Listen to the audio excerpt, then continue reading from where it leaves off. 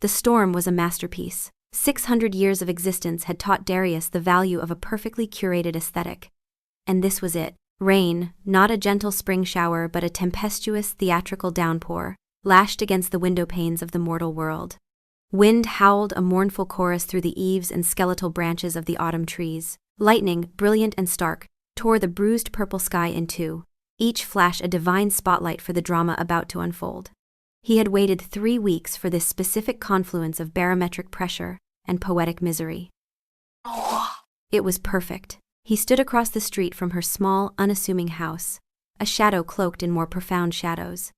The fine wool of his coat, tailored in Milan in a year men still fought with swords, was soaked through, clinging to his frame like a second skin of icy dread. His hair, black as a starless midnight, was plastered to his brow and the high, sharp planes of his cheekbones. He did not shiver. Not truly, the cold was an old, familiar acquaintance, but he allowed the appearance of it. A subtle tremor in his shoulders to suggest a vulnerability he did not feel, but wished to project. This was a performance, the most important of his long and storied life, and every detail had been meticulously arranged. In his mind, the scene was already written. A perfect tableau of Gothic romance. He would not knock. He would simply wait. A figure of tragic grandeur. Until she felt his presence, drawn to the window by the sheer weight of his longing. Her eyes would widen. She would see him. Battered by the elements yet resolute, a king brought low by a love so vast it mirrored the storm's own fury. The door would open. He would not move. He would let the rain speak for him, each drop a testament to the hours he had stood vigil. And then, when the silence was stretched, taut and humming with unspoken emotion, he would deliver the lines he had been composing since the Renaissance. A confession not merely of love, but of an eternal soul's surrender. Of a predator choosing to kneel. Of a darkness yearning for a single, incandescent light. It was magnificent. It was profound. It was, he felt with a certainty that bordered on arrogance, foolproof. He had conquered kingdoms with less strategic planning. He had faced down armies, holy inquisitors, and rival ancients whose cruelty was the stuff of legend. He had whispered poison into the ears of emperors and held the jeweled hands of doomed queens. Terror was his native tongue. Power. The air he breathed. But love. Love was a foreign language. And Emma was its most confounding dialect. She was not a queen or a duchess. She owned no land, commanded no armies. She worked in a library, a quiet custodian of paper and ink, and smelled of old books and Earl Grey tea. She possessed a weapon more devastating than any crucifix or silver blade. A complete and utter lack of awe. She looked at him not as Darius the Eternal, the scourge of Wallachia, the Night King of the Carpathian court, but as Darius. Just Darius.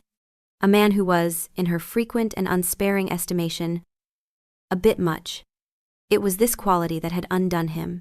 She did not flatter. She did not cower. She did not scheme. She simply was a fixed point of startling, infuriating, captivating sincerity in his swirling cosmos of performance and predation. And so, he had decided to offer her the only thing he knew, a grand gesture, a spectacle. He would use the artifice she so often mocked to show her the truth of his heart. Taking a deep, deliberate breath that did not fill his lungs but centered his resolve, he crossed the street. The water sloshed around his immaculate leather boots. Each step was heavy, measured, the slow march of a man approaching his destiny or his doom. He reached her small, covered porch, a space far too quaint for the magnitude of the moment, and positioned himself directly in front of the door. He tilted his head down, letting the rain cascade from the sharp line of his jaw, and began the final, silent portion of his vigil. He was a statue carved from longing and storm. He was pathos incarnate. He was ready. The door flew open. There was no hesitation, no sense of a presence felt, no slow, dramatic reveal. The porch light flickered on, casting a brutally mundane yellow glare over his carefully constructed atmosphere. Emma stood there, a faded t-shirt with a cartoon cat on it hanging loosely from her frame, her hair piled in a messy bun from which several strands had escaped. She held a wooden spoon coated in what looked suspiciously like tomato sauce. She took in his entire presentation, the billowing cape, the rain-slicked hair, the intense brooding stare, with a single sweeping glance that lasted no more than a second and a half. Her brow furrowed, not in awe or fear, but in simple, pragmatic concern. "You look like a wet cat," she said, her voice cutting through the howl of the wind with merciless clarity. She pointed the spoon at him. "Did you break your umbrella?" 642 years of practiced mystique, of cultivated terror and romantic grandeur, shattered. It did not crack or fade. It exploded into a million silent, glittering shards, leaving him utterly and completely exposed on her doormat. He had anticipated gasps, tears, perhaps a swoon. He was not above appreciating a classic swoon. But he had not, in all his centuries of imagining every possible scenario, anticipated being compared to a stray feline in a downpour. He opened his mouth to deliver the first line of his soliloquy, a carefully crafted verse comparing her eyes to the last stars of a dying cosmos. What came out was a sputtering noise. A wet, undignified cough. There is no umbrella." "Obviously," she said, rolling her eyes. She grabbed the collar of his coat, her grip surprisingly strong, and pulled. "Get inside, you absolute lunatic. You'll catch your death." The sheer absurdity of the statement short-circuited what was left of his composure. He was immortal. He had survived plagues, pyres, and the crushing ennui of entire centuries. The common cold was not, and had never been, a primary concern. But he was too stunned to argue, his body moving on autopilot as she hauled him over the threshold and slammed the door, shutting out the storm and all his grand intentions with it. The warmth of her small house was an immediate shock, a physical blow. It smelled of garlic and oregano and her. He stood dripping on the welcome mat, a puddle forming at his feet.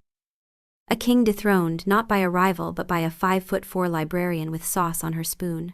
"Atmospheric ambiance," he finally managed, the words feeling foolish and flimsy in his mouth. Emma had already disappeared down the hall, but her voice floated back to him.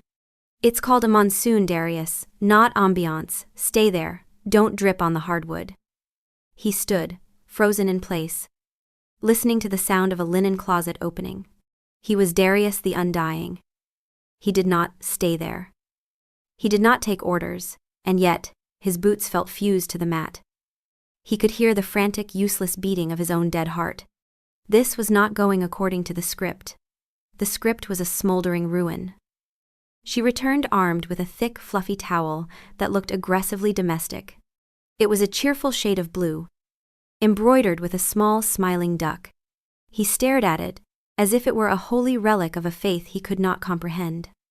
"I was making a statement," he tried, his voice a low growl that was meant to be intimidating but only sounded petulant. "The storm mirrors the tempest in my soul. It is a manifestation of the sublime. A pathetic fallacy to underscore the gravity of my purpose here tonight." Emma stopped in front of him and stared. Her head tilted. She seemed to be genuinely considering his words. For a hopeful, fleeting moment, he thought she might understand. Perhaps the poetry was not lost on her after all. Then she snorted, a small, unladylike sound. "You're an immortal vampire who can turn into a bat, and you're choosing to stand in pneumonia weather for aesthetics. That's not sublime, you colossal nerd. That's just impressively stupid." Before he could formulate a response to the twin insults of being called a nerd and stupid, two accusations he had not faced since the early 15th century, and the accuser had not lived to see the sunrise, she was attacking his head with the duck towel. The friction was rough, disorienting. Her fingers worked through his hair, scrubbing with a startling lack of ceremony. His grand, romantic locks were being manhandled.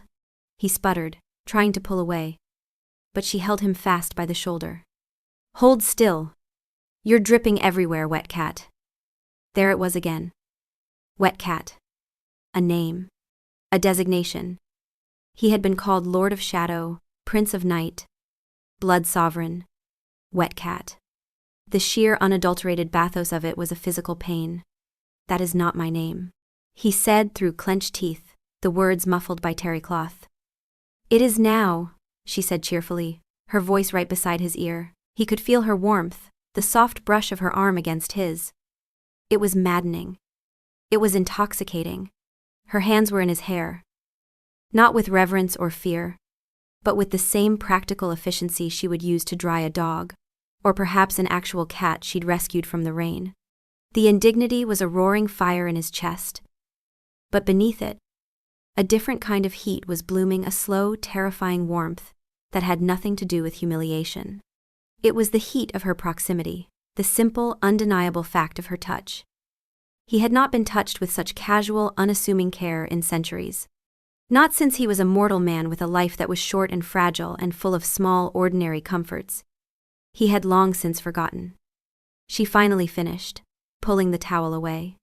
His hair was a chaotic mess, sticking up in tufts. He knew without looking that he appeared less like a tragic romantic hero and more like a man who had been recently electrocuted. Emma surveyed her handiwork, a small smile playing on her lips. Better. Now the coat. It's leaving a puddle. He began to protest. A litany of arguments about dignity and regal bearing forming on his tongue. But the look in her eye stopped him. It wasn't a command, it was an expectation. An assumption that he would, of course, do the sensible thing. It was, he realized with a sinking feeling, the same look she gave him when she insisted he try her latest baking experiment or watch a movie with her that she described as so bad it's good. It was a look that brooked no argument because it was rooted not in a tense desire for control, but in affection.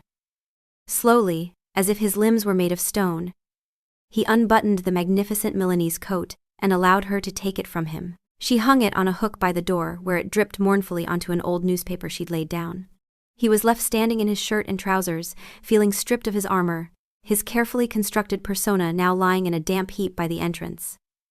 Right, she said, clapping her hands together. Living room. I'll get you a blanket. He followed her, a silent, bewildered king, trailing in the wake of a librarian. Her living room was a vibrant, cluttered explosion of her personality. Books were stacked on every available surface, spilling from shelves and colonizing the floor. A half-finished knitting project lay on an armchair, needles still stuck in a lump of garish purple wool. The walls were covered in a haphazard collection of framed prints, movie posters, and what looked like a child's drawing of a lopsided rainbow. It was the antithesis of his own domain, the vast, echoing stone halls of his castle, where every object was an ancient relic, and the silence was broken only by the whisper of wind through broken crenellations. His home was a monument to the past, a tomb of memory.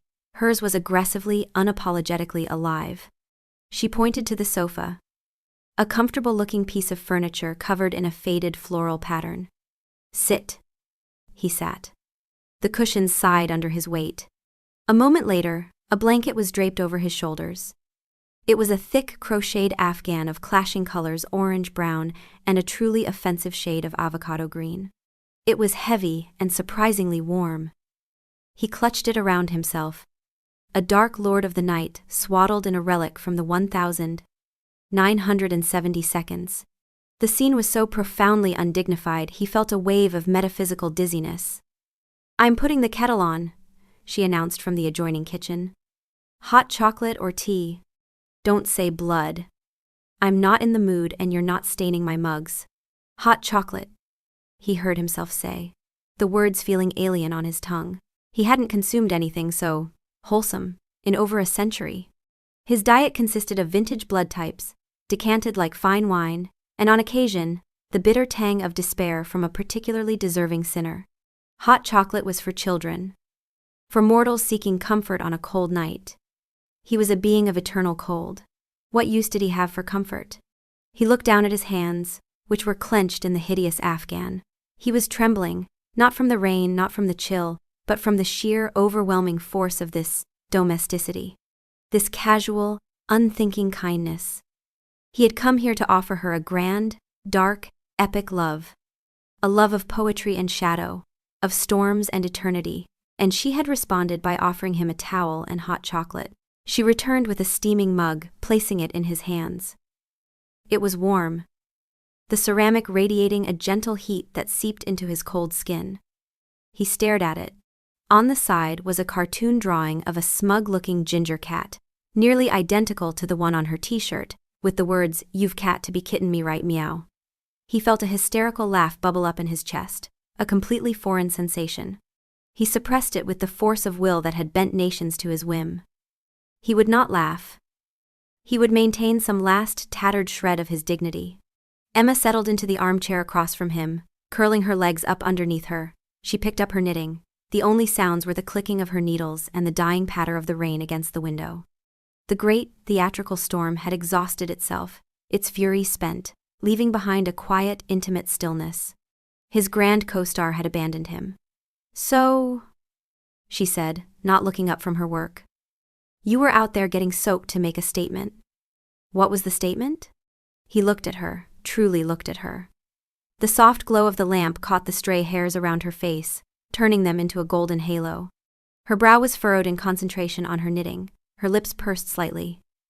There was no artifice to her, no performance. She was simply and completely herself, and she was asking him to do the same. He thought of the speech he had prepared. It was full of flourishing metaphors and classical allusions, of vows sworn by blood and shadow. It was a masterpiece of Gothic prose, and he knew, with a sudden crushing certainty, that every word of it was wrong. It was a costume, and she had already taken his coat. "You have this dramatic theater kid energy," she said, a smile in her voice. She finally looked up at him, and her eyes were dancing with an amusement so gentle, so profoundly affectionate, that it stole the breath he didn't need. "It's one of the things I like about you. But you don't have to stage a whole production for me, Darius." The laugh escaped him then. It wasn't the cruel, mocking sound that had echoed in throne rooms and dungeons. It was a short, sharp bark of surprise. A sound of surrender. He had terrorized kingdoms. He had been the monster in the stories mortals told their children for 20 generations. And this woman, this wonderful, impossible woman,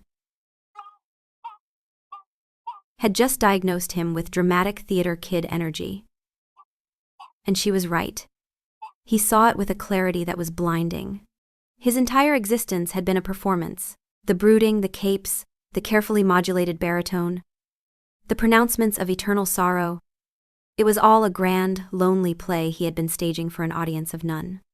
A way to keep the world at a distance, to control how he was seen, because the thought of being truly seen, without the costume and the script, was the most terrifying thing he could imagine. He took a sip of the hot chocolate. It was sweet, rich, and achingly warm. It tasted like a life he had never lived. It tasted like her. He felt the last of his carefully constructed walls crumble into dust. They hadn't been stormed or besieged. They had been dismantled by a warm towel, a hideous blanket, and a ridiculous cat mug. He was sitting on a floral sofa, wrapped in an afghan, drinking hot chocolate while the woman he loved more than his own endless life laughed at him. He had never been more humiliated. He had never been more in love. This was the real sublime. Not the storm, not the poetry, not the grand empty gestures. It was this, the quiet, the warmth, the stunning, terrifying vulnerability of being known. To understand the depth of the chasm Emma had just so effortlessly crossed, one would have to understand the centuries that had built its walls. Darius remembered the court of Isabella of Castile, a place of rigid piety and whispered intrigue. He had moved through it like a phantom, his mystique a shield and a weapon.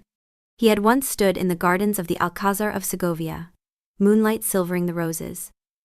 And a young duchess, famed for her wit and beauty, had caught his gaze from across a marble fountain. He had done nothing but hold her eyes, allowing a fraction of his true nature, the ancient cold, the predatory stillness, to surface. She had swayed, her ladies-in-waiting rushing to catch her before she fainted dead away. He had been a figure of awe and terror, a dark poem come to life. Her fear had been a kind of tribute, a validation of the power he projected. It had also been a cage, reinforcing the unbridgeable distance between him and all mortal things. He remembered a tavern in Prague 2 centuries later, a den of revolutionaries and philosophers. He had been arguing about the nature of the soul with a young, arrogant scholar who believed himself a master of logic. Growing tired of the debate, Darius had simply let his glamour fall away for a heartbeat, revealing the chilling abyss that lay behind his eyes. The scholar, who had been loudly dissecting the fallacies of superstition, had gone utterly silent, his face turning the color of ash. He had fled into the night, leaving a half-finished tankard of ale behind. Darius had won the argument not with reason, but with the sheer, primal weight of what he was. Every interaction was a transaction of power, a reinforcement of his otherness. He was the monster, the myth, the cautionary tale. People reacted to the idea of him, never to the truth. And the truth was, the core of that monstrous identity was a loneliness so vast and profound it was its own dimension. He had walked through the rise and fall of empires, had seen ideologies turn to dust, and mountains ground to sand by the slow, inexorable passage of time. He had outlived everyone and everything he had ever known in his mortal life, until their faces were just faded watercolors in the gallery of his memory. The performance of the Vampire King was all he had left. It was a role he played to hide the silent, screaming emptiness at the center of his being. He cultivated fear because it was less painful than the pity he would have received had anyone seen the truth. He embraced his solitude because the alternative, the fleeting warmth of connection, inevitably lost to time, was a wound he could no longer bear to reopen. Then came Emma. She hadn't just ignored the performance, she seemed entirely immune to it. The first time they met, he had been browsing the history section of her library, seeking a specific text on 14th century siege weaponry. He had employed his usual tactics, the preternatural stillness, the voice that was a low rumble of thunder, the intense, unblinking gaze. She had looked up from her computer, pushed her glasses up her nose, and said, "It's in the restricted section. You'll need a library card and a compelling reason, and brooding handsomely doesn't count." He had been so taken aback he had actually, for the first time in 300 years, applied for a library card. She saw the loneliness. He knew she did. But she did not treat it as a tragedy to be pitied. She treated it as a problem to be solved. Like a squeaky shelf or a disorganized card catalog. She would text him articles about new astronomical discoveries with the message, "Thought you might have missed this." She would invite him over for movie nights, forcing him to watch brightly colored animated films about talking animals who learned lessons about friendship. She treated his immortality not as a curse or a crown, but as a logistical quirk, like being left-handed or allergic to gluten. "It must be so boring having seen everything," she'd once said.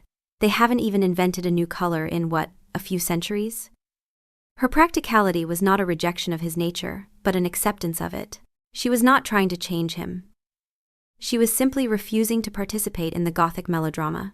Her laughter, her teasing, her insistence on treating him like a person rather than a monolith, it was her way of reaching through the shadows and grabbing his hand. It was her way of saying, "You don't have to do all that, not with me."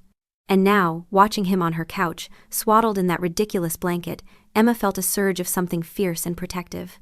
She saw the flicker of his old self-importance warring with a new, fragile bewilderment. She knew who and what he was. She had seen the flash of the predator in his eyes when a man had been too persistent with her on the street one evening. She had felt the ancient power humming beneath his skin when he spoke of the past as if it were yesterday. The Vampire King was real. But so was the lonely man who read poetry in her library until closing time, and who had once spent 20 minutes staring at a self-checkout machine in the grocery store with an expression of profound existential horror. She knew his dramatic entrance tonight wasn't just an act of arrogance. It was an act of profound vulnerability.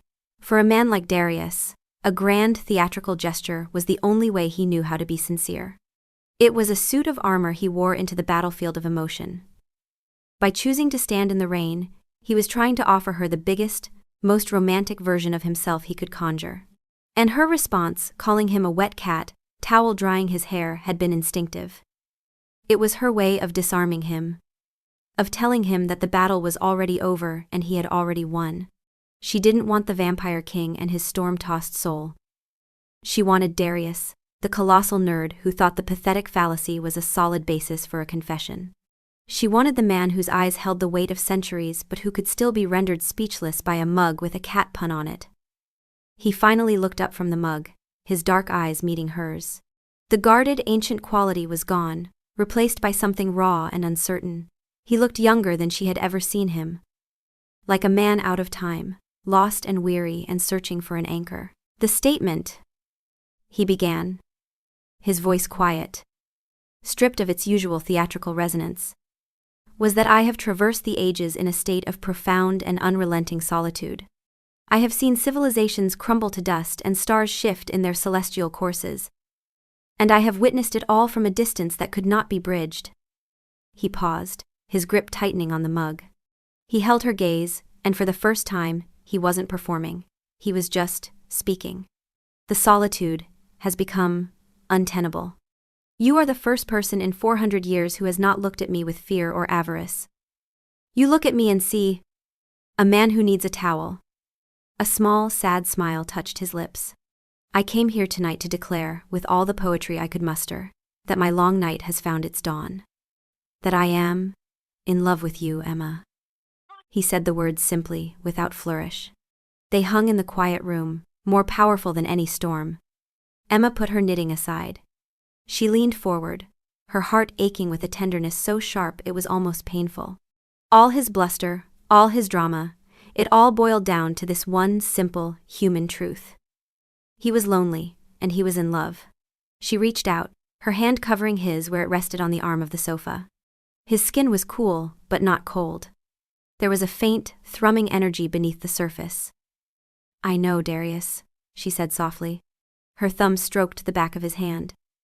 Took you long enough to just say it. His shoulders slumped in a gesture of profound relief. The tension of 6 centuries seeming to drain out of him all at once. He hadn't needed the rain, or the cape, or the speech. He had only needed to be honest. And she had met his honesty with her own. He stayed for hours. They talked, not about eternity or the sorrow of the ages, but about her work, about a funny book he'd read, about the merits of different types of tea. It was mundane. It was normal. It was the most extraordinary night of his life. When he finally left, long after the moon had risen in a sky washed clean by the storm, the ridiculous afghan was neatly folded on the sofa, and the cat mug was clean and dry in her dish rack. As he stood on her porch, in the cool, clean air, he felt an unfamiliar lightness. Emma leaned up and kissed his cheek. Get home safe, wet cat, she whispered. He sighed, a long, dramatic exhalation that was now more habit than genuine angst. He pretended to scowl, to hate the name. But he could feel the ghost of her kiss. A spark of impossible warmth on his skin. He turned and walked into the night. But for the first time in memory, he did not feel like he was walking alone. 3 weeks later, he tried again. He was a creature of habit, after all, and old habits, especially those spanning centuries, died hard. He decided on a gesture of overwhelming abundance. He arrived at her apartment not in a storm, but on a perfect, crisp autumn evening. And he brought with him 1,000 black roses, a midnight tide of velvet petals procured at great expense from a specialized grower in the Netherlands. Each one was perfect, dew-kissed, their thorns meticulously removed by his own hand. It was opulent, it was gothic, it was undeniably romantic. He stood at her door, this time dry and composed, an entire garden in his arms. When she opened it, her eyes widened. For a glorious, triumphant second, he thought, this is it. This is the awe I was looking for. Then she blinked, her gaze shifting from the mountain of flowers to his face and back again. Good Lord, Darius, did you rob a funeral home? His triumphant moment collapsed. They are baccarat roses, he said stiffly. A symbol of tragic, undying love. They're a symbol of me not having nearly enough vases, she countered, though her lips were twitching. She took one from his hand, sniffing it. They are beautiful. But seriously, where am I supposed to put all of these? My bathtub? The bathtub would be an acceptable, if unconventional, solution, he conceded gravely. She laughed, a full, bright sound that made the roses in his arms seem dull by comparison. She stepped aside to let him in, shaking her head. You and your theater kid energy. Come on, you can help me fill the tub. Wet cat. He followed her in, the scent of 1,000 roses filling her small apartment. He brooded, of course. He sighed with the dramatic weight of a man deeply misunderstood. He complained about the lack of appreciation for classic romantic symbolism in the modern age. And Emma just laughed, her hand finding his as she led him toward the bathroom. He let her pull him along. A king trailing in the wake of his librarian, a creature of eternal night willingly stepping into the warm, chaotic, brilliant light of her life. He was still the vampire king, and she was still the woman who saw right through him. And as he stood beside her, arranging black roses in her bathtub, he knew with absolute certainty that he wouldn't have it any other way. The humiliation was a small price to pay for the love. It was, he was beginning to understand, part of the same beautiful, ridiculous thing.